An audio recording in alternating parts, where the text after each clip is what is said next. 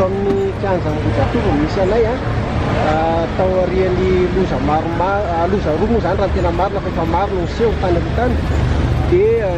nisy ny pirenena izay tsy nanaiky foany itezakapidaraka sy ny setrasetra ny family taxi be miakatra amin'izay toetsanandro manoloana anay eto zao Andriamatoa Serge Rabetano izay nanana fahasahino manokana mialaka any ambadiky ny solosaina niseho ety akanjo ety milaza ny fampalio sy miala hety ary izay vetivetikorina amin'ny efaefa mitoketra atao amin'irety taxi be sy family tsy manaraka zany reto fa omenanao Andriamatoa Serge fitenenana. Misaotranao indrindra nisy an'iny accident anankiroa omaly izay nahafatesana olona maro dia tsy haintsony ny angina mafy loatra ny manjo antsika eto Antananarivo indrindra amin'ny ataon'ny taxi be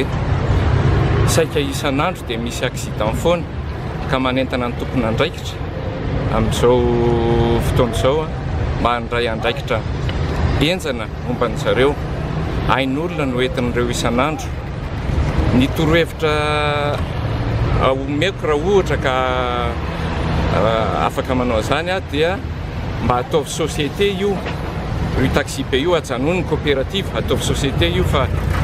io resaka coopérative io no mahatonga ny taxi be tsirairay hiado an'ny tenany raha société io dia miado an'ny daholo be rehefa miado an'ny tenany zareo tsinona dia mifanenjika miady client ary zay mahatonga an'le manao course isan'andro reny mampisy ny accident raha izay faharoa manentana koa mba atao tsy hoeny ambony taxi be no amme vola fa mba misy ventina billet zany eny amin'ny kiosque eny tsy manino natao par 10 ary afaka zany olana course ray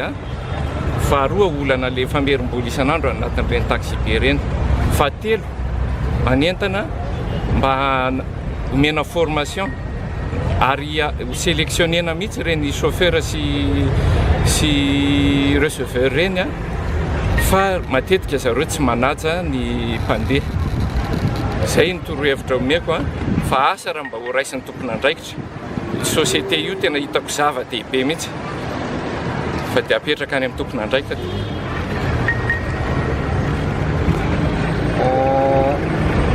raha nanentana ianareo tao anatin'ny tambazika sosialy Facebook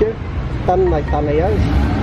dia nieritreritra zao zahay raha mpikambanao anatin'ny fem manokana nijerena zany hoe analina dia farafaratsiny zay nanantena hoe mba hita olona marobe dia marobe na dia olo mpikambana fem fotsiny ara zany nitoveta avany androany nefa zao nitatsika eto 5 mianadatsika enina rabetsaka ahoana ny eritreritra ao momba izay zavatra anankiray zay tsy omeny tsiny ny olona aloha ny olona matahotra satria efa isan'andro moa nirotaka eto amintsika ny gendarme hitatsika riny eo matahotra ny olona efa be loatra ny resaka lacrymogène teo reny fa tsy maninona zany ny efa andraikitra efa teny nomeko iny na za irery ara no hijoro androany dia sahako kanefa moa mba nisy anareo 5 mianadahy zany manotriny eto dia misaotra anareo manentana ny hafa koa mba handray andraikitra fa aza manaiky ny hoe isedry isan'andro ny adalan'ny hafa zany ary efa nanao hetsika toy zao ve anao teo aloha teo sa zao mientika voalohany ny wake up no efa mba